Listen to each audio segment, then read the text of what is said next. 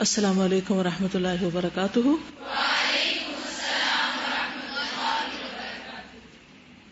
نحمده ونصلي على رسوله الكريم، اما بعد فاعوذ باللہ من الشیطان الرجیم، بسم اللہ الرحمن الرحیم، رب اشرح لي صدری ويسر لي امری واحلل عقدۃ من لسانی یفقهوا قولی۔ کل ہم پڑھ رہے تھے اس کے بارے میں، توہین رسالت کے بارے میں، اور یہ کہ توہین رسالت کے ضمن میں کچھ اور چیزیں بھی آتی ہیں جن میں سے رسول اللہ صلی اللہ علیہ وسلم کی ذات کے علاوہ آپ کی سنتوں کا مذاق اڑانا اور ان کو اہمیت نہ دینا، یہ بھی ایک جرم ہے۔ اگر کوئی شخص آپ کے سامنے یہ کہے کہ میں قرآن کو تو مانتی ہوں لیکن میں حدیث کو نہیں مانتی، تو آپ کیا کہیں گے؟ اس کے ساتھ کیا معاملہ کریں گی؟ کہ اچھا تمہاری مرضی، کیا کریں گے؟ سب سے پہلے جو شخص کسی چیز کو کلیم کرے، دعویٰ کرے کہ میں یہ نہیں مانتا یا میرے خیال میں ضروری نہیں، تو آپ اس سے پوچھیں کہ آپ کیوں نہیں یہ بات مانتے، کیونکہ اس کے ذہن میں جو بھی کنفیوژن ہے پہلے اس کو سمجھنا ضروری۔ اگر اس کو آپ نہیں سمجھیں گے تو پھر آپ اس کی سوچ کے مطابق اس کو جواب نہیں دے پائیں گے۔ ہو سکتا ہے وہ محض سنی سنائی بات کر رہا ہو لا علمی سے، اور اس نے کبھی جانا ہی نہ ہو کہ سنت کی اہمیت کیا ہے اور یہ کتنی ضروری چیز ہے، اور اس پر ایمان لانا ہمارے عقیدے کا ایک حصہ ہے۔ تو پہلے کیس ڈائگنوسس کی ضرورت ہے، اس کو اسٹڈی کرنے کی ضرورت ہے کہ اس کا مرض کیا ہے، اور جب مرض سمجھ آ جائے تو پھر اس کے بعد اس کے مطابق آپ علاج کریں۔ پھر اگر دلیل دینی ہے کوئی کنونس کرنے کے لیے تو کیا دلیل دے سکتے ہیں؟ ہاں، اگر وہ یہ کہ ہم قرآن کو مانتے ہیں اور وہ حدیث کو نہیں مانتے کیونکہ ہمیں نہیں معلوم کہ حدیث جو ہے وہ ٹھیک بھی ہے کہ نہیں، تو ان سے پھر مزید سوال پوچھا جا سکتا ہے کہ قرآن مجید کس کے ذریعے آپ کو ملا ہے۔ اس کو انشاءاللہ آپ علوم الحدیث میں بھی پڑھیں گے، اور اس کو مزید اس پہ کچھ جواب آپ کے پاس ایسے ہونے چاہیے کہ جو حاضر ہوں، کیونکہ وہ کامن ہوتے ہیں۔ جتنے بھی منکرین حدیث ہیں یا منکرین سنت ہیں، ان سب کے پاس کچھ کامن چیزیں ہوتی ہیں، اور وہ انہوں نے سنی سنائی اخذ کی بھی ہوتی ہیں، تو ان کے جواب آپ کے پاس پورے دلائل کے ساتھ موجود ہونے چاہیے۔ ٹھیک ہے، مثلا اس کے آپ کے پاس دلائل ہونے چاہیے کہ 300 یا 200 ایئرس کے بعد نہیں ہوئے، بلکہ نبی صلی اللہ علیہ وسلم کے دور میں ہی کتنا اہتمام ہوتا تھا، اور اس کے فوراً بعد کیا کیا میئرز لیے گئے انڈیویجول لیول پر اور حکومت کی سطح پر۔ ٹھیک ہے، اس وقت تو ہم یہ پڑھ رہے تھے کہ نبی صلی اللہ علیہ وسلم کا جو فرمان ہے وہ پیروی کیے جانے کا مستحق ہے۔ قرآن مجید میں اللہ تعالیٰ فرماتے ہیں وَمَا أَرْسَلْنَا مِن رَّسُولٍ إِلَّا لِيُطَاعَ بِإِذْنِ اللَّهِ، ہم نے کوئی رسول نہیں بھیجا مگر اس لیے کہ اس کی اللہ کے حکم کے ساتھ اطاعت کی جائے، اس کی بات مانی جائے۔ اگر اس کی بات ہی نہیں مانی جائے گی تو پھر اس کے آنے کا کیا مقصد ہے؟ ٹھیک ہے نا؟ تو اس سے بھی پیچھے لے جا کے آپ اس شخص کو یہ پوچھ سکتے ہیں کہ رسول پر ایمان لانے کا کیا مطلب ہے۔ پھر پہلے تو آپ یہ پوچھیں، آپ پوچھیں کہ آپ رسول کو مانتے ہیں؟ اچھا، کیا مانتے ہیں؟ کون تھے وہ کس لیے آئے، وہ کیوں بھیجے گئے؟ تو اگر کسی کو یہ سمجھ آ جائے نا کہ کسی رسول کی ذمہ داری کیا ہوتی ہے، اس کا کام کیا ہوتا ہے، تو پھر اس کے بعد یہ بھی سمجھ آ جائے گی کہ انہوں نے وہ کام کیا یا نہیں، اور اگر انہوں نے وہ کام کیا تو پھر ہماری کیا ذمہ داری بنتی ہے، اس کے بعد ہمیں کیا کرنا ہے۔ ٹھیک ہے، وبرا کہتے ہیں کہ ایک آدمی نے ابن عمر سے سوال کیا کہ کیا میں بیت اللہ کا طواف کر لوں، میں نے حج کا احرام باندھا ہوا ہے۔ تو ابن عمر نے فرمایا تمہیں کس نے روکا ہے، کر لو۔ وہ کہنے لگا میں نے فلاں کے بیٹے کو دیکھا کہ وہ اسے ناپسند کرتے ہیں، جبکہ آپ ہمیں ان سے زیادہ محبوب ہیں، تو اس لیے ہم آپ کی رائے جاننا چاہتے ہیں کہ آپ کیا کہتے ہیں۔ اور ہم نے ان کو دیکھا کہ وہ دنیا کے فتنے میں مبتلا ہو گئے۔ ابن عمر نے فرمایا کہ ہم میں سے اور تم میں سے کون ایسا ہے جسے دنیا کے فتنے میں مبتلا نہ کر دیا گیا ہو۔ دفاع دیکھیے کتنا زبردست تھا، یعنی سامنے والا ان کی چاپلوسی کر رہا ہے، ان کی خوشامد کر رہا ہے، لیکن وہ اس کو کوئی اہمیت نہیں دے رہے۔ وہ کہتے ہیں کہ ٹھیک ہے اگر تم نے میری بات سننی ہے، لیکن اس کے بارے میں تم ایسی بات کیوں کر رہے ہو کہ وہ دنیا کے فتنے میں مبتلا کر دیا گیا، ہم میں سے کون نہیں مبتلا کیا گیا، ہم بھی تو وہی کچھ کر رہے ہیں۔ پھر کہا ہم نے رسول اللہ صلی اللہ علیہ وسلم کو دیکھا ہے کہ آپ نے حج کا احرام باندھا اور بیت اللہ کا طواف کیا، اور صفا و مروہ کے درمیان سعی کی. جواب کیا دیا انہوں نے کہ میرا خیال یہ ہے اور میں یہ سمجھتا ہوں، یا کیا کہا؟ نہ اپنی رائے بتائی، نہ ہی فلاں کے بیٹے کی رائے اور نہ کسی فلاں کی، بلکہ کیا کہا کہ ہم نے نبی صلی اللہ علیہ وسلم کو ایسا کرتے ہوئے دیکھا ہے. تو اس کا مطلب کیا تھا؟ اس کا مطلب یہ تھا کہ پھر مجھے اور تمہیں اس کام کے کرنے کی اجازت ہے جسے اللہ کے رسول صلی اللہ علیہ وسلم نے خود کیا ہے. اللہ اور اس کے رسول صلی اللہ علیہ وسلم کی سنت فلاں آدمی کی سنت سے زیادہ حقدار ہے کہ اس کی پیروی کی جائے. اگر تم سچے ہو، اگر تم اپنے دین میں اپنے ایمان میں سچے ہو تو پھر ایسا کرنا ہوگا. یہ صحیح مسلم کی روایت ہے. کوئی اور چیز آپ نے اس روایت سے سیکھی ہو؟ اس سے یہ بھی پتہ چلتا ہے کہ اگر کوئی شخص آپ کے پاس سوال لے کر آئے تو اس سوال کو ہینڈل کیسے کرنا ہے. کتنی زبردست حکمت ہے اس میں. کیا کیا اس نے؟ آپ میں سے کوئی بتائے گا دوبارہ کیا ہوا تھا؟ آپ نے واقعہ سنا ہے؟ واقعہ کیا ہے؟ ایک آدمی آیا، اس نے کیا کیا؟ سوال کیا. کس سے؟ ابن عمر سے. اور اس کے سوال کرنے کے انداز میں کیا تھی؟ ایک کی خوشامد اور ایک کی تنقیر. عام طور پر یہی ہوتا ہے کہ انسان جس سے بات کر رہا ہوتا ہے اس کی تو خوشامد کر رہا ہوتا ہے، اور اگر کسی تھرڈ پرسن کو وہ مینشن کر رہا ہوتا ہے تو اس کو تھوڑا سا لو گریڈ میں کرتا ہے مینشن. تو سوال سننے والے کو، جواب دینے والے کو، صاحب علم کو کیا کرنا چاہیے؟ صرف وہ کہتے ہاں یا نہ؟ کیا کرنا چاہیے؟ اصل بات وہی رہ جاتی ہے. اور اس میں تجسس ہوتا ہے کہ اچھا بلا فلاں کا بیٹا، اچھا کون سا والا، بلا بڑا کہ چھوٹا ہے؟ اور وہ تو ایسے ہی کہتا ہے، اس نے پہلے بھی ایسی باتیں بہت کی ہوئی ہیں، وہ تو ہے ہی ایسا. صرف انہوں نے اس مسئلے کا حل نہیں بتایا جو پوچھنے آئے تھے، تربیت بھی کی. تو آپ میں سے جو لوگ سوالوں کے جواب لکھ رہے ہیں وہ اس اصول کو مد نظر رکھیں. اگر سوال لکھنے کا انداز روڈ ہے تو اس کی بھی اصلاح کریں، اور اگر اس میں کسی انسان کو معیار بنایا گیا کہ میں نے فلاں کو دیکھا، میری انچارج یا استاد فلاں یہ کر رہی تھی تو میں بھی کیوں نہ کر لوں. کیونکہ ہم آسانیاں ڈھونڈتے ہیں نا، وہ فلاں کر رہا ہے بس یہی حجت کافی ہے میرے لیے کہ فلاں کر رہا ہے، وہ بھی تو آخر قرآن پڑھا ہوا ہے اور وہ دین پڑھاتا بھی ہے تو اسی کی پیروی کر لیتے ہیں ہم بھی. تو یہ مزاج نہیں ہونا چاہیے کہ فلاں کی پیروی کر لے. کس کی پیروی کرے؟ معیار کیا ہے؟ معیار دینا ضروری ہے تاکہ آئندہ بھی پھر وہ جب سوال کرے تو اس معیار کے مطابق جواب لے. اور کیا ہوا تھا؟ تھرڈ پرسن کو بھی ڈیفینڈ کر رہے ہیں. یہ ایک مسلمان کا اخلاق ہونا چاہیے. سب سے پہلی چیز جہاں ہم مار کھا جاتے ہیں وہ ہے صبر کے ساتھ دوسرے کی بات سننا، مسئلے کو سمجھنا کہ مسئلہ ہے کیا، سوال کو سمجھنا، سوال کی تہ تک جانا، سوال کرنے والے کے مزاج کو سمجھنا.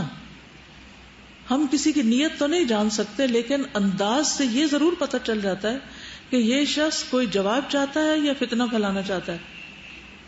اس کو بھی سمجھیے. تو سوال جواب جو ہے، یہ کسی کے سوال کا جواب دینا محض اس کے اس خاص حصے یا پورشن کا ہی جواب دینا مطلوب نہیں ہوتا، بلکہ اس کے ذریعے ایک انسان کی پوری تربیت اور اصلاح کا کام ہو سکتا ہے، اور یہ ایک بہترین طریقہ ہے. اور کہیں نہیں یہ نظر آ رہا کہ وہ اپنے آپ کو بڑا کچھ ثابت کر رہے ہوں، کہ اپنی امپورٹنس بھی بیچ میں بتا رہے ہوں یا اپنی کوئی بات کر رہے ہوں. وہ تو لیسٹ کنسرن ہے اس کا. ان حکمتوں کو اپنے پاس لکھ لیجئے کہیں، کیونکہ جو دیکھتا ہے آپ کے سر پہ اسکارف ہے وہ آپ سے فتوے لینے پہنچ جاتا ہے. ان باجی سے پوچھتے ہیں، جیسے ڈاکٹر کو دیکھ کے لوگوں کو بیماریاں یاد آ جاتی ہیں نا، ایسے ہی کسی ہمدرد کو دیکھ کے اپنے دکھ یاد آ جاتے ہیں، اور اسکارف والی کو دیکھ کر اپنے مسئلے یاد آ جاتے ہیں. آپ کسی شادی میں ہو، پارٹی میں ہو، رستے میں ہو، کہیں ہو، بس آپ کو دیکھتے ہی لوگوں کو مسائل یاد آ جائیں گے. تو اس سے تو آپ بچ نہیں سکتے. اچھا کئی لوگ تو پھر اس سے گھبراتے ہیں اور وہ اپنا حلیہ ہی بدل لیتے ہیں کہ نہ ہم ایسے نظر آئے تو نہ ہم سے کوئی پوچھے. کیا یہ طریقہ درست ہے؟ یہ تو شکر کرنا چاہیے، کیونکہ یہ کپڑا سر کا ہمارے دعویٰ کا حصہ ہے. میں جتنا بھی یونیورسٹی میں نے پڑھا، پاکستان میں یا ابراڈ، تو مجھے ہمیشہ یہ ہوتا تھا اور پورے کانفیڈنس کے ساتھ میں پہنتی تھی جو بھی پہنتی تھی کہ یہ خاموش دعویٰ ہے، اور اس سے لوگ مجھ سے سوال کریں گے اسلام کے بارے میں. اور الحمدللہ کئی مقامات پر ایسا ہوا کہ جس مقصد کے لیے میں گئی تھی، جب میں UK میں پڑھ رہی تھی تو ہر سال ویزا رینیو کرانا ہوتا تھا، ایکسٹینشن ہوتی تھی، 1 سال کا ملتا تھا، پھر 1 سال، پھر 1 سال. تو ایک دفعہ ہم رینیو کرانے کے لیے گئے، اس شخص نے نہ یہ دیکھا کہ یہ کیا لکھا ہوا ہے، کیا میں پوچھ رہی ہوں، کیا کہہ رہی ہوں. اس کو تو ایک مشینی انداز میں کر رہا تھا، اور اس کے سارے سوال اسلام کے بارے میں، کیونکہ میں فلی کورڈ تھی. تو اگر میں کسی عام انسان کی طرح جاتی تو وہ بھلا مجھ سے اسلام کے بارے میں کیوں پوچھتا.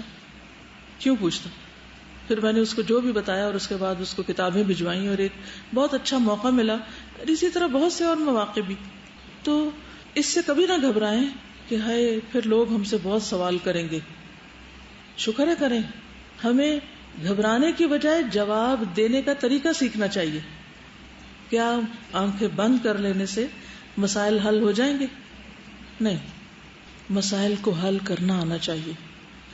چیلنجز جتنے بھی ہوتے ہیں زندگی میں، مشکلات جتنی بھی ہوتی ہیں، وہ دراصل ہمیں کچھ سکھا رہی ہوتی ہیں، ہمیں نکھار رہی ہوتی ہیں. اس کے بغیر ہم نکھر نہیں سکتے. تو سہل پسندی چھوڑ دیجئے، آرام کی زندگی چھوڑ دیجئے. کیوں؟ یا ایھا المزمل اور یا ایھا المدثر کہہ کے کیا کہا گیا؟ قم فانذر وربک فکبر وثیابک فطہر. وہاں بھی کپڑوں کی بات ہے. والرجز فہجر. تو اگر ہم اپنے پیغمبر کے وارث ہیں تو کچھ تو اخلاق ویسا ہونا ہی چاہیے، کچھ تو وہ کام کرنا ہی چاہیے، ورنہ کون کرے گا؟ اگر ہم نے نہیں کرنا تو کس نے کرنا ہے؟ جن کو پیغمبر کی پہچان ہی نہیں، وہ اس کے ریپرزینٹیٹو کیسے ہو سکتے ہیں؟ تو ایمان کا حصہ نمبر 1 کیا ہے؟ پہچان. اور نمبر 2 کیا ہے؟ اطاعت، اتباع، دفاع. ٹھیک ہے، آپ کی ذات کا، رسالت کا، سنت کا، ان سب چیزوں کا دفاع. ٹھیک ہے، ہم بہت ہائی لیول پہ دفاع نہ بھی کر سکیں تو جتنا جس سے ہمارا انٹریکشن ہو اس لیول پہ تو ہم دفاع کرنے والے ہوں. ٹھیک ہے نا، لڑائی کرنے والے نہیں، گلے پڑنے والے نہیں. آپ ہی کے اخلاق کو اختیار کرتے ہوئے دفاع کرنا. چلیے، ابو قتادہ کہتے ہیں کہ ہم اپنی جماعت کے ساتھ عمران بن حسین کے پاس بیٹھے ہوئے تھے اور بشیر بن کعب بھی موجود تھے. عمران نے اس روز ایک حدیث بیان کی. کہنے لگے کہ رسول اللہ صلی اللہ علیہ وسلم نے فرمایا، حیا پوری کی پوری خیر ہے، یعنی حیا میں خیر ہی خیر ہے، فل آف خیر. بشیر بولے، ہم نے بعض کتابوں میں پایا ہے کہ حیا سے سنجیدگی اور اللہ کی عظمت پیدا ہوتی ہے اور کبھی کمزوری بھی ہو جاتی ہے. یہ سن کر عمران ناراض ہوئے، حتیٰ کہ آنکھیں سرخ ہو گئیں. کہنے لگے، میں تمہارے سامنے رسول اللہ صلی اللہ علیہ وسلم کا فرمان بیان کر رہا ہوں اور تم اس کے مقابل بات کر رہے ہو. یعنی حضور صلی اللہ علیہ وسلم فرمایا، الحیاء خیر کلہ، سب خیر ہے اس میں، یعنی حیا میں کوئی خرابی نہیں.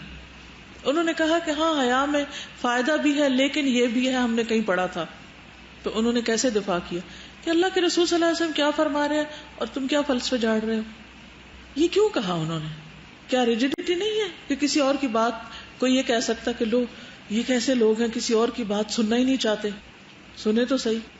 اس لیے کہ نبی صلی اللہ علیہ وسلم کی بات، کہ جب ہم نے ایک سٹینڈرڈ سیٹ کر لیا کہ نبی صلی اللہ علیہ وسلم کا درجہ سب سے بلند ہے اور جہاں آپ کی بات آ جائے اس کے اگینسٹ کوئی بھی دنیا کا بڑے سے بڑا شاعر، مفکر، فلاسفر کوئی بھی آ کے اگر اس کی کاٹ کرتا ہے تو ہمارا امتحان ہو جاتا ہے کہ ہم کہاں کھڑے ہیں، اب کس کو لیں گے. کیونکہ اس وقت شک میں پڑنے کی ضرورت نہیں کہ ہاں واقعی یہ بات بھی ہے، اب حدیث تو یہ کہتی ہے بٹ یہ بھی آتا ہے، تو وہ ہو گیا نا، شیکی ہو گئے نا اس پر. نہیں، یہ ساری خیر ہے. باقی باتیں جو اتنی ہیں کہ مثلا حیا سے سنجیدگی اور اللہ کی عظمت پیدا ہوتی، یہاں تک ٹھیک ہے، لیکن اور کبھی کمزوری ہو جاتی یہ نہیں ہم مانتے. کیوں نہیں مانتے؟ اس میں یہ نہیں کہ کوئی انٹالرنس کی بات ہے، یہ انٹالرنس نہیں ہے، کیونکہ اس پہ بہت بلیم کیا جاتا ہے کہ مسلم جو ہیں وہ ٹالرنٹ نہیں ہے. اس میں ان کا سٹائل، انداز، وہ سب کچھ کاؤنٹ کرتا ہے، لیکن بات یہ ہے کہ جو کچھ آپ کہہ رہے ہیں وہ وہی سے آیا ہے اور جو دوسروں کی حکمت ہے وہ ان کی عقل کی پیداوار. تو جہاں وحی اور عقل سامنے آ جائے وہاں وحی کو لے لیا جائے گا، عقل کو پیچھے رکھ لیا جائے گا. اب مثلاً اگر اس کو تھوڑا سا کریٹیکلی دیکھیں کہ حیا سے کبھی کمزوری پیدا نہیں، اگر آپ شائع فیل کر رہے ہیں تو بات یہ ہے کہ آپ نے ہو سکتا ہے حیا کا معنی ہی نہ سمجھا ہو، اور وہ جو کمزوری کی بات کر رہے وہ کسی اور وجہ سے پیدا ہو رہی ہو، اصل حیا سے نہیں پیدا ہوتی. یہاں ایک اور چیز یہ ہے کہ جس وقت حدیث، یعنی ایک تو جنرلی ہم حیا کی کسی اور کی ڈیفینیشن لے لیں، کسی اور نے کیا کہا، اس نے کیا کہا، اس نے کیا کہا، اس نے کیا کہا. یہ جیسے آپ بات کر رہے ہیں کہ فلاں نے یہ کہا، فلاں نے یہ کہا، فلاں، ٹھیک ہے، ان کی اپنی ڈیفینیشن ہے حیا کی. لیکن جس وقت کوئی حدیث بیان کر رہا اور اس کو کنٹراڈکٹ کرنے کے لیے کچھ اور سامنے لے آیا جائے تو یہ طریقہ درست نہیں ہے. ٹھیک ہے نا؟ یعنی جو اس وقت بات ہو رہی تھی کہ اللہ کے رسول فرما رہے ہیں کہ سارا خیر ہے، اور یہاں یہ کہہ رہے ہیں کہ مگر کمزوری بھی ہوتی ہے، تو اس انداز سے روکا جا رہا ہے بیسیکلی. جب ہم یہ بات کہہ دیتے ہیں کہ حضور صلی اللہ علیہ وسلم کی لائف میں ہمارے لیے ایک پراپر اسوہ حسنہ ہے، تو ہم ان کی حدیث کو لے کے پھر کیوں دوسروں کے ساتھ جو ہے وہ اس کو کمپیریزن میں لا رہے ہوتے ہیں. ہمارے پاس بھی ایک سیٹ سٹینڈرڈ کرائیٹیریا ہے جس کے اگینسٹ ہم نے باقی چیزوں کو دیکھنا ہے کہ وہ صحیح ہے کہ غلط ہے، نہ کہ ان کی بیسس پہ ہم یہ چیک کرنا شروع کر دیں کہ حدیث جو ہے وہ صحیح فٹ ہے کہ نہیں. بالکل، جزاک اللہ خیر. آگے چلتے ہیں تھوڑا سا اور.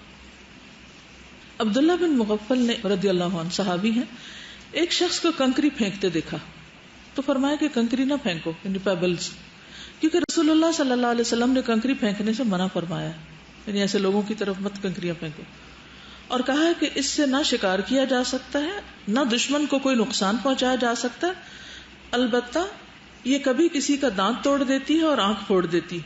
اس کے بعد بھی انہوں نے اس شخص کو کنکریاں پھینکتے دیکھا. حدیث سن بھی لی، باز نہیں آیا، تو کہا میں رسول اللہ صلی اللہ علیہ وسلم کی حدیث تمہیں سنا رہا ہوں کہ آپ نے کنکری پھینکنے سے منع فرمایا ہے یا کنکری پھینکنے کو ناپسند کیا ہے، اور تم اب بھی پھینکتے جا رہے ہو. میں تم سے اتنے دنوں تک کلام نہیں کروں گا. یعنی یہ دفاع کا ایک طریقہ تھا اور غصے کا ایک اظہار تھا، اور یہ صحابی رسول ہیں، اگر وہ اس پہ بند نہ باندھتے تو بعد کی جنریشن ویسے ڈھیلی پڑ گئی. ایک آدمی نے رسول اللہ صلی اللہ علیہ وسلم کے پاس اپنے بائیں ہاتھ سے کھانا کھایا تو آپ نے فرمایا دائیں سے کھاؤ. وہ کہنے لگا میں ایسا نہیں کر سکتا. آپ نے فرمایا تو تم ایسا کر ہی نہ سکو. اس آدمی کو سوائے تکبر کے کسی چیز نے اس طرح کرنے سے نہیں روکا تھا. یعنی بہت دفعہ کچھ چیزوں کا انکار صرف ایگو کی وجہ سے ہوتا ہے. راوی کہتے ہیں وہ آدمی اپنے ہاتھ کو کبھی منہ تک نہ اٹھا سکا. صحیح مسلم کی حدیث ہے یہ. ایک اور حدیث ہے، ابو بکر کہتے ہیں رضی اللہ عنہ، میں کسی بھی ایسے عمل کو نہیں چھوڑ سکتا جسے رسول اللہ صلی اللہ علیہ وسلم اپنی زندگی میں کرتے رہے تھے، مگر میں اس پر ضرور عمل کروں گا، کیونکہ میں ڈرتا ہوں کہ اگر میں نے آپ کے کیے ہوئے کسی عمل کو چھوڑا تو میں گمراہ ہو جاؤں گا. یعنی جو کچھ آپ کرتے تھے میں تو کروں گا، کیونکہ مجھے یہ ہے کہ کہیں میں بھٹک نہ جاؤں. کیونکہ وہ صاف حدیث بھی ہے نا کہ جس نے قرآن و سنت کو مضبوط پکڑا وہ کبھی بھی بھٹکے گا نہیں. قرآن مجید میں آتا ہے فَلْيَحْذَرِ الَّذِينَ يُخَالِفُونَ عَنْ أَمْرِهِ أَن تُصِيبَهُمْ فِتْنَةٌ أَوْ يُصِيبَهُمْ عَذَابٌ أَلِيمٌ. جو لوگ رسول صلی اللہ علیہ وسلم کے حکم کی مخالفت کرتے ہیں انہیں اس بات سے ڈرنا چاہیے کہ وہ کسی مصیبت میں گرفتار نہ ہو جائیں یا انہیں کوئی دردناک عذاب نہ پہنچ جائے. تو گویا مصیبتوں کے آنے کی ایک وجہ سنتوں کی خلاف ورزی بھی ہوتی. تو جب کبھی کوئی تکلیف یا پریشانی آئے تو رک کے سوچیں کہ کہیں میری زندگی میں، کہیں میرے اس خاص معاملے میں جس طریقے میں مشکل آئے، ایک تو ان جنرل ہم سوچتے ہیں نا، لیکن مثلا ہم بیمار ہو گئے فار ایگزامپل، تو ایک تکلیف ہے، تو سوچنا چاہیے کہ کہیں میں نے کوئی ایسی سنت تو نہیں چھوڑ دی تھی کہ جس کی وجہ سے میرے ساتھ یہ ایسا ہوا ہے. اسی طرح اگر مثلا بچوں میں کوئی بگاڑ آ رہا ہے تو سوچیں کہیں میں نے کوئی ایسا طریقہ تو نہیں تربیت میں اختیار کیا جو سنت کے خلاف جا رہا تھا. مثلا کسی بھی معاملے میں ہم سب ایک معیار بنا لیں اپنا، کیونکہ اللہ سبحانہ تعالیٰ فرما رہے ہیں کہ جو لوگ رسول صلی اللہ علیہ وسلم کے حکم کی مخالفت کرتے ہیں، کہ آپ نے ایک چیز سے منع کیا یا آپ نے ایک چیز کا حکم دیا اور وہ اس کے اپوزٹ جا رہے ہیں، انہیں اس بات سے ڈرنا چاہیے. کیا یہاں کسی خاص بندے کا ذکر کیا گیا؟ کفار، منافقین، مشرکین، ان کا ذکر کیا جا رہا ہے. فَلْيَحْذَرِ الَّذِينَ، اوور آل بات ہو رہی، یخالفون، اپوزٹ جاتے ہیں، عن امرہ، آپ کے حکم سے، ان کو ڈرنا چاہیے کہ وہ کسی مصیبت میں گرفتار نہ ہو جائیں یا انہیں کوئی دردناک عذاب نہ پہنچ جائے. کتنی واضح بات ہے. کس کے حکم کی بات ہو رہی ہے جی؟ کس کے؟ اللہ تعالیٰ اپنے حکم کی بات کر رہے ہیں. نبی صلی اللہ علیہ وسلم کے حکم کی بات ہو رہی ہے. انہیں سنت کا پتہ بھی چل جائے پھر صریحاً خلاف ورزی انسان جان بوجھ کے کیے چلے جائے، یہ سوچ کے کہ سنت ہی تو ہے، کون سا قرآن کا حکم ہے، کون سا اللہ کا حکم ہے. فرق کرتے ہیں نا، کون سا اللہ کا حکم ہے.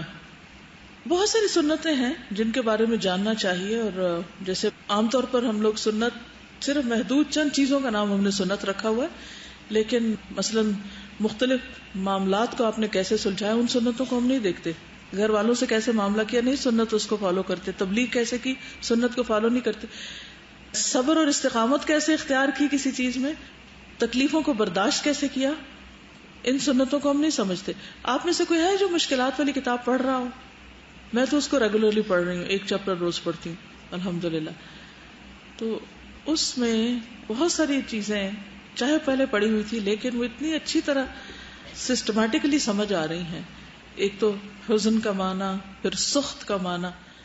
یہ جو سخت ہے، معلوم ہے آپ کو سخت کس کو کہتے ہیں؟ ناراضگی کو، ناراض ہونا، انوائڈ رہنا. کس بات پہ؟ کیوں پنکھا چلا گیا، کیوں بجلی ختم ہو گئی ہے، اور یہ کیا بات ہے، یہ کیوں ہو رہا ہے، وہ کیوں میری زندگی میں پیش آ گیا، اب یہ کیا رکاوٹ آ گئی. غصے میں رہنا، اریٹیٹڈ رہنا، اور ہر وقت بس ایک بھائی کیا ہو گیا، کوئی وجہ ہے نا. اب اس طرح اس ناراضگی سے کچھ حاصل ہوگا؟ تو بہت اچھی طرح انہوں نے سمجھایا کہ اس سے حاصل کچھ نہیں ہوتا.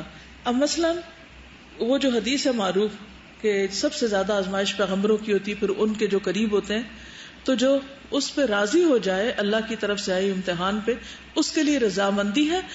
اور جو سخت اختیار کرے فلہ السخط، تو جو ناراض رہے گا کہ آزمائش مجھ پہ کیوں آئی، تو اس پر. آج ہی میں صبح جو پڑھ رہی تھی، جو کہ رسالت پہ ہم بات کر رہے ہیں، تو انہوں نے نبی صلی اللہ علیہ وسلم کے حوالے سے بات کی تھی. آپ یقین کریں جب میں پڑھ رہی تھی تو میرا دل یہاں آ گیا کہ اتنی تکلیفیں، اور پھر بھی آپ اللہ سے راضی ہیں، اور پھر بھی آپ اتنے حلیم ہیں اور ہر وقت مسکراتے ہیں. یہ کیسے ممکن ہے؟ اور ہم کیا کرتے ہیں؟ تو اس سنت پہ کیسے عمل کریں گے؟ میرے نزدیک یہ بھی ایک سنت ہے کہ چوٹ کھا کے، غم کھا کے، تکلیف اٹھا کے پھر راضی رہنا اور غصہ نہیں کرنا اس پر کہ یہ حالات ہمارے لیے کیوں ہیں. جسے کہتے ہیں نا کڑنا اور جلنا، اور اس کا نقصان کیا ہوتا ہے؟ ہر وقت کڑنے جلنے سے آپ وہ کر نہیں پاتے جو آپ کر سکتے ہیں. وہ حدیث پہلے سنا دیتی ہوں. ان عظم الجزاء مع عظم البلاء وان اللہ اذا احب قوما ابتلاهم فمن رضی فلہ الرضا ومن سخط فعلیہ السخط. بلا شبہ بڑی جزا بڑی آزمائش کے ساتھ ہے، بڑی جزا. اور یقیناً جب اللہ تعالیٰ کسی قوم سے محبت کرتے ہیں تو وہ اس کو آزمائش میں مبتلا کر دیتے ہیں. جو شخص آزمائش پہ راضی رہا تو اس کے لیے رضا اور خوشنودی ہے، اور جو آزمائش پر ناراض ہوا تو اس کے لیے اللہ کی ناراضگی اور غصہ ہے. پھر یہ نواں طریقہ جو ہے نا، اس میں لکھتے ہیں جان رکھو ہر آزمائش اور مصیبت پر ناراض ہونا اور اس کو برا سمجھنا تمہارے حق میں ضرر رساں ہے، یعنی نقصان دہ ہے. مصیبت پر ناراض ہونا. پھر اللہ نے جو تم پر مصیبت نازل کی ہے اس کے متعلق تم اللہ سے راضی رہو، یعنی اللہ تعالی کی طرف سے آئی ہوئی مصیبتوں پر راضی رہو. یہ کسی کے شعر انہوں نے کوٹ کیے ہیں. عذابہ فیک عذب وبعدہ فیک قرب وانت عندی کروحی بل انت منہا احب. حسبی من الحب انی لما تحب احب. اس کا تمہیں عذاب دینا یعنی تکلیف میں مبتلا کرنا میٹھا اور خوشگوار ہے، اور اس کے بعد قربت ہے، یعنی تکلیف کی جو جزا ہے وہ کیا ہے؟ اللہ کی قربت. اور تم میرے نزدیک یعنی میری روح کی طرح ہو، بلکہ تم اس سے بھی زیادہ مجھے محبوب ہو. مجھے یہی محبت کافی ہے کہ بلا شبہ میں اس کو پسند کرتا ہوں جس کو تم پسند کرتے ہو، یعنی جس کو اللہ پسند کرتا ہے اس کو میں بھی پسند کرتا ہوں. یہ میں اس لیے یہ پارٹ یہاں لائی ہوں. سنت اور رسالت پہ ہم بات کر رہے ہیں، رسول پر ایمان لانے کی بات کر رہے ہیں، اور آپ کی سنتوں کی پیروی کی بات کر رہے ہیں، تو ان سنتوں کی پیروی کون کرے گا؟ جب ہم سنت کی پیروی کی بات کرتے ہیں تو عموماً دائیں ہاتھ سے پانی پینے کی کرتے ہیں یا پھر بیٹھ کے کھانے کی کر لیتے ہیں. یہ بھی ہے، میں ان کا مذاق نہیں اڑا رہی ہے، ان کو حقیر نہیں جان رہی، لیکن یہ ایک ہم روایتی ذہن سے سوچتے ہیں اور صرف اسی پہ ہی سوچتے، اس سے آگے نہیں جاتے. جبکہ اس وقت جو سنتیں میں آپ کو بتانے لگی ہوں، ذرا ان کو دیکھیے کہ کیا ان میں سے بھی کسی پہ عمل کر رہے ہیں ہم، اور جا کے اپنی کتاب میں گھر مارک کیجئے اس کو، یا لکھ کے کہیں لگا لیجئے. آپ کو یاد ہے نا کہ موسم حج میں نکل کر حضور صلی اللہ علیہ وسلم مکہ والوں کی اذیتوں سے تنگ آ کر لوگوں سے خود کہتے تھے، کون مجھے ٹھکانہ دے گا، کون میری مدد کرے گا. پھر آپ مکہ سے نکلے جب طائف کے بعد، تو ایک کافر کی پناہ لے کر آپ مکہ واپس آئے. اس کے باوجود آپ کی طبیعت میں گھٹن نہ تھی. یہ بہت دلچسپ پارٹ مجھے لگا کہ اللہ آپ کے ساتھ ہے، لیکن ہماری تو تھوڑی دیر دعا قبول نہ ہو تو ہم تو پتہ نہیں کیسی کیسی بدگمانیاں شروع کر دیتے ہیں اور شیکی ہو کے رہ جاتے ہیں. اب دیکھیے آپ طائف جاتے ہیں، کیا حال ہوتا ہے جب آپ تھکے ہوئے سفر سے لوٹتے تو آپ کا کیا دل چاہتا ہے؟ یہاں سے مثلاً گھر جاتے ہیں، گرمی ہوتی ہے، تھوڑا پیدل چلنا پڑتا ہے، کچھ لوگوں کو ہو سکتا ہے کچھ بس نہیں آئی، انہوں نے ہڑتال کر دی، کوئی راستے میں ناگوار بات پیش آ گئی. جب آپ گھر پہنچتے ہیں آپ کی طبیعت کیسے ہوتی ہے؟ غصہ ہوتا ہے، موڈ آف ہوتا ہے، تو گھر والے بھی دیکھ کے سہم جاتے ہیں، لگتا ہے کہ آج کچھ ہوا ہے راستے میں. کیا ہم اسے اوائڈ نہیں کر سکتے؟ صرف نبی صلی اللہ علیہ وسلم کی سنت سمجھ کر کہ آپ کو طائف میں جس طرح زخمی کیا گیا اور اب آپ کو مکہ میں اندر آنا ہے، اپنے گھر آنا ہے اور آپ نہیں آ سکتے، یعنی آپ سارے دن کے تھکے ہوئے اور آپ گھر نہ جا سکیں، انٹر نہ ہونے دے کوئی، تو کیسی کیفیت ہوگی؟ ہم کیا کریں گے وہاں؟ تو بہرحال وہ جب آپ پناہ لے کے اندر آتے ہیں، آپ کی طبیعت میں نہ گھٹن تھی، نہ دل میں کوئی گلہ اور اعتراض. اگر آپ کی جگہ کوئی اور ہوتا تو کہہ اٹھتا، اے میرے رب، تو خالق و مالک ہے اور میری نصرت اور مدد پہ قادر ہے، پھر میں اتنا کمزور کیوں ہوں؟ جیسا کہ صلح حدیبیہ کے دن حضرت عمر نے کہا تھا کہ جب آپ نے کفار کی ایسی شرطیں مان لی تھی جو بظاہر مسلمانوں کی کمزوری ظاہر کرتی تھی، کیا ہم حق پر نہیں؟ اپنے دین میں ہم اتنے کمزور کیوں ہیں؟ جب عمر نے یہ سوال کیے تو رسول اللہ صلی اللہ علیہ وسلم نے کیا جواب دیا تھا؟ انی عبد اللہ ولن یضیعنی، میں اللہ کا بندہ ہوں، وہ مجھے ہرگز ضائع نہیں کرے گا. اتنا اعتماد، اس کو ایمان کہتے ہیں، اس کو توکل کہتے ہیں کہ اس وقت اگر ہم دوسرے دشمن کے مقابلے میں کمزور بھی نظر آ رہے ہیں تو بھی میرے رب کی رضا یہی ہے اور مجھے کبھی بھی ضائع نہیں کرے گا. زندگی میں ہمیشہ کامیابیاں نہیں ہوتی، زندگی میں بہت دفعہ آپ کامیابی کے کنارے پہنچ کے واپس لوٹ آتے ہیں اور آپ کو وہ نہیں ملتا جو آپ اچیو کرنا چاہتے ہیں. کبھی آپ نے دیکھا اس وقت لوگوں کا حال کیا ہو رہا ہوتا ہے؟ 2-4 ہاتھ لب بام رہ گیا تھا. جب آپ سخت پیاسے اور پانی آپ کے ہاتھ سے چھین لیا جائے پھر آپ کا صبر دیکھا جا سکتا ہے کہ آپ کون ہیں. اس وقت دیکھا جائے گا آپ کی حیثیت کیا ہے. اب آپ دیکھیے کہ اس وقت یہ نہیں کہتے کہ میں انا رسول اللہ اور انا افصح العرب اور میں فلاں قبیلے کا اور میں اتنا بڑا، میرے ساتھ کچھ نہیں ہو سکتا. دیکھیے آپ نے اپنے آپ کو اس وقت کیا کہا؟ انا عبد اللہ، میں اللہ کا بندہ ہوں، میں اللہ کا بندہ ہوں. یعنی بندہ کہنے کا مطلب یہ کہ اصل بادشاہ تو وہ ہے، اصل مالک تو وہ ہے، میں مملوک ہوں، میرا مالک میرے ساتھ جو چاہے کرے، مجھے کوئی حق نہیں شکایت کا. اور پھر لن یضیعنی، وہ مجھے کبھی ضائع نہیں کرے گا. کوئی حکمت ہے اس کے پیچھے، وہ کبھی کوئی بیکار کام نہ کرتا ہے اور نہ کرنے کا حکم دیتا ہے. تو اگر اس نے اس صلاح کا حکم دیا ہے تو کبھی نہیں ہو سکتا کہ ہمیں اس سے نقصان ہو. وہ جو الحیاء خیر کلہ والی بات ہے نا، بظاہر نہیں بھی سمجھ آ رہی لیکن جو یقین ہے نا، یہ کبھی نہیں ہو سکتا کہ اللہ کے رسول صلی اللہ علیہ وسلم کسی بیکار بات کا حکم دے. اس کو ایمان کہتے ہیں. سمجھ آ رہی ہے؟ اسے ایمان کہتے ہیں. ہمارا ایمان ہی تو خراب ہے، کمزور ہے، ویک ہے، اس لیے باقی ساری ویکنس عمل میں. پھر آگے دیکھیے کہ آپ کو بھوک کی آزمائش میں مبتلا کیا جاتا ہے، آپ اپنے پیٹ پر پتھر باندھے ہوئے ہیں، حالانکہ اللہ آسمان و زمین کے خزانوں کا مالک ہے. آپ کے صحابہ کرام کو قتل کیا جاتا ہے، آپ کے چہرے کو زخمی کیا جاتا ہے، احد کے دن آپ کے دندان مبارک کو توڑا جاتا ہے، آپ کے چچا حمزہ کا حلیہ بگاڑ دیا جاتا ہے، اس کے باوجود آپ خاموش ہیں، بے صبری کا ایک لفظ بھی زبان پر نہیں. آپ کو ایک بیٹا دیا جاتا ہے، یعنی ابراہیم کی بات ہو رہی یہاں پر، وہ بھی واپس لے لیا جاتا ہے، 18 ماہ کے وہ فوت ہو گئے تھے. وہ حسن اور حسین جن سے آپ دل بہلاتے ہیں، ان کے بارے میں آپ کو خبر دی جاتی ہے کہ عنقریب وہ آزمائشوں اور تکلیفوں میں مبتلا ہونے والے ہیں. بچوں کے معاملے میں انسان بہت کمزور ہوتا ہے. اگر آپ کو یہ پتا چلے کہ آپ کے بچے کو کوئی پریشانی آنے والی ہے تو آپ کی راتوں کی نیندیں اڑ جائیں، اور آپ ان کو جنت کے پھول کہتے ہیں اور ان کو یعنی کتنی محبت کا ان سے اظہار کرتے ہیں، اور آپ کو بتا دیا جاتا ہے کہ ان کے ساتھ بھی بڑی آزمائشیں آنے والی ہیں. وہ عائشہ جن کی صحبت میں آپ راحت اور سکون محسوس کرتے ہیں، ان پر تہمت لگا کر آپ کو تنگ کیا جاتا ہے. یعنی بیوی کے ساتھ سکون انسان کو اسی وقت مل سکتا ہے جب اس پر اعتماد ہو کہ یہ با وفا ہے. عورت کی سب سے بڑی خوبی با وفا ہونا ہے شوہر کے ساتھ، یعنی شوہر کی نسبت سے. اور بھی خوبیاں ہوتی ہیں لیکن یہاں شوہر بیوی کا جو باہم تعلق ہوتا ہے اس میں وفاداری اور ٹرسٹ جو ہے وہ سکون کا راز ہے. اگر دونوں کو ایک دوسرے پہ شک ہو جائے نا، ٹرسٹ اٹھ جائے، تو انسان کا چین اٹھ جاتا ہے. تو یہاں آپ دیکھیں کہ اس راستے سے بھی آپ کو پریشان کیا جاتا ہے. پھر آپ اپنی نبوت اور رسالت کے ثبوت میں کتنے زیادہ معجزات دکھاتے ہیں، پھر بھی مسلمہ کذاب اور اسود انسی جیسے جھوٹے نبوت کے دعوے دار کھڑے ہو جاتے ہیں آپ کے مقابلے میں کہ وہ آپ کی نبوت میں شریک ہونے لگتے ہیں. آپ ان کے سامنے امانت و صداقت جیسی پاکیزہ صفات کا مظاہرہ کرتے ہیں، پھر بھی لوگ آپ کو جھوٹا اور جادوگر کہتے ہیں.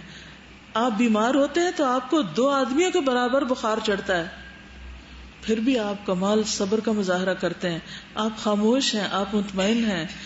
آپ پر موت کی سختی شروع ہوتی ہے، جب آپ کی وفات قریب آتی ہے موت کی سختیاں شروع ہوتی ہیں، اور آپ ایک کھردری چادر اور موٹے تہبند کو باندھے لٹے ہوتے ہیں. اس رات آپ کے گھر میں چراغ جلانے کے لیے تیل بھی نہیں ہوتا.